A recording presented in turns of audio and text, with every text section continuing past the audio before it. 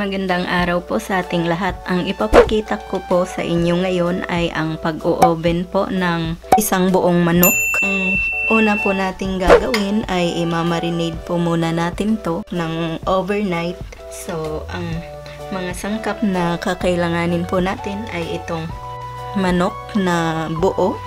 Tapos, gagamit din po tayo ng bawang, sibuyas, basil leaves, lemon or calamansi, tanglad, at saka oyster sauce. Ang una po natin na ilalagay dito sa loob ng ating chicken ay itong tanglad. Pampabango po ito at saka pampatanggal po ng langsa. Ganyan lang po ang paglalagay.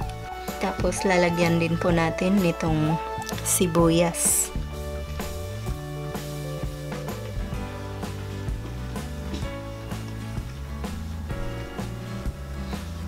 Tsaka gagamit din po pala tayo ng luya. Ilalagay din po natin dito sa loob ng manok. Pagkatapos lalagyan din po natin ng bawang sa loob. Lalagyan din po natin ng basil leaves ang loob ng ating chicken. Tsaka gagamit din po pala ako ng asin para sa seasoning nitong ating manok para mayroon po siyang lasa. Tapos itong lemon ay ipipiga po natin sa labas ng ating manok.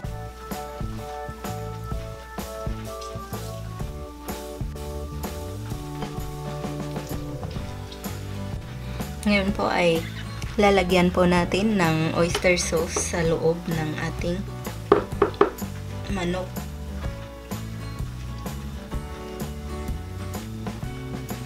Ngayon po ay lalagyan natin ng asin.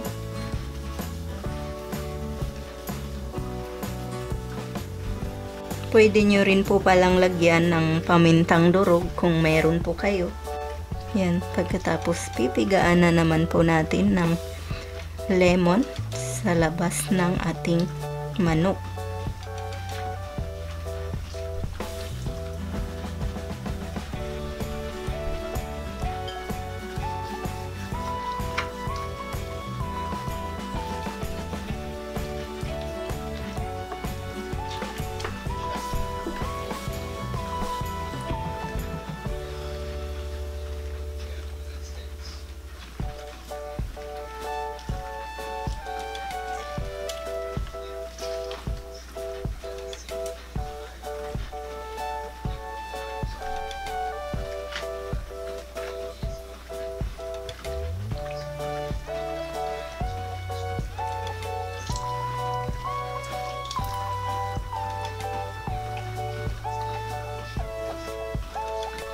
Kung may pang marinade sauce po kayo, ay pwede nyo pong pahiran bukas bago nyo ilagay sa oven or ililitsyon nyo. Pwede nyo siyang pahiran ng barbecue marinade sauce. Ito, lalagyan natin siya ng toothpick para magsara.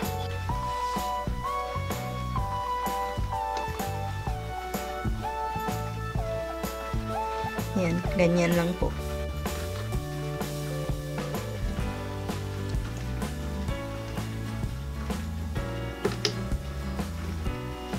Yan. Yan po, ready na po siyang ilagay sa loob ng refrigerator. Babalikan po natin yan bukas ng umaga para lutuin sa oven. Ngayon po ay ito na po ang ating minarinade na chicken ng overnight.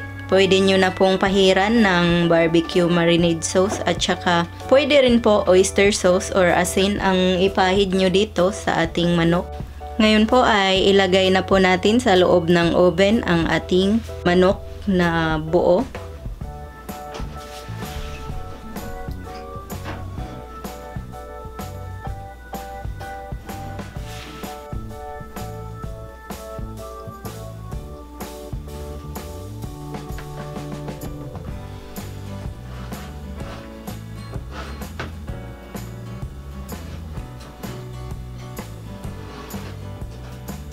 Yan, pwede na po siyang ipasok sa loob para maluto.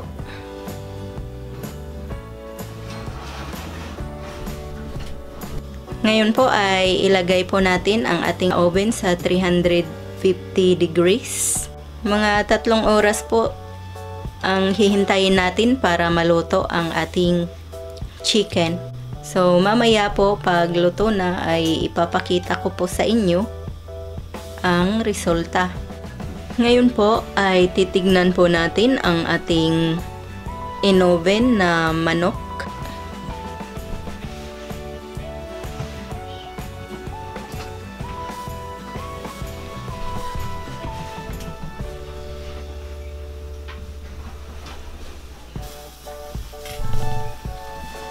Yan po ang ating chicken. Malapit na po siyang maluto. Mga 10 minutes na lang po ang hihintayin po natin para maluto ang ating in-oven na manok. Ganyan po ang magiging kulay niya kapag medyo luto na. Parang golden brown po ang kulay ng ating manok kapag medyo luto na. Ngayon ay isasara po natin ulit para maluto yung ating manok. Ayan na po. Titignan na po natin. Kasi umabot na po siya ng 3 hours. So, kailangan po tanggalin na po natin. Baka masunog po ang ating in-oven na manok. Ayan, ang ganda na po ng kulay ng ating manok. Yan, hihiwain po natin yan para makita nyo ang loob.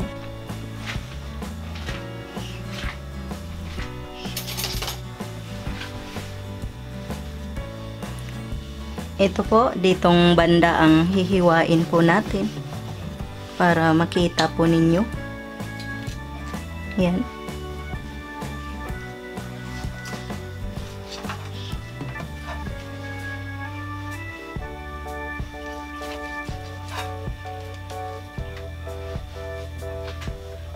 Yan, so luto na ang ating in-oven na manok.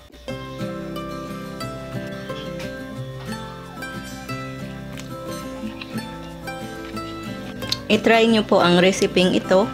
Ito po ang inyong Ate Mayang na nagsasabing mabuhay.